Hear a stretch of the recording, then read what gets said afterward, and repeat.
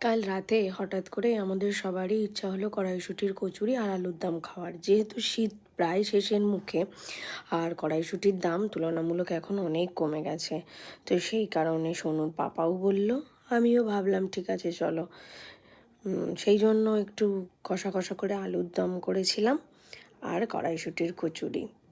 আটাটা আমি আগে থেকেই মেখে ঢাকা দিয়ে রেখেছিলাম। কড়াইশুঁটির কচুরি পুরও বানিয়ে রেখেছিলাম আগে থেকে, কারণ ঠান্ডা না হলে পুর ভরলে না কেমন যেন ল্যাদল্যাদে হয়ে যায়। দেখো এখানে অলমোস্ট ডান আমার আলু কষা। ধনেপাতা দিয়ে একটু একদম ড্রাই ড্রাই করেছিলাম, ঝোল ঝোল আলুর দম সবসময় ভালো লাগে না। আর কড়াইশুঁটির কচুরির সাথে আমার মনে হয় এই কষা আলুরটাই ভালো লাগে।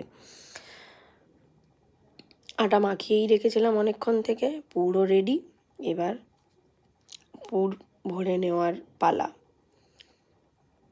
পুর ভরা হয়ে গেলে তারপরে কচুরিগুলো বেলে ভাজলেই রেডি কড়াইশুঁটির কচুরি আলুর দম।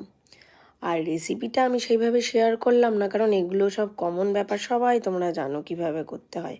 কোনো দিন সুযোগ এলে অবশ্যই শেয়ার করে দেব। চলো টাটা। ভিডিওটা ভালো লাগলে লাইক কমেন্ট শেয়ার করো। বাই, ভালো থেকো সবাই।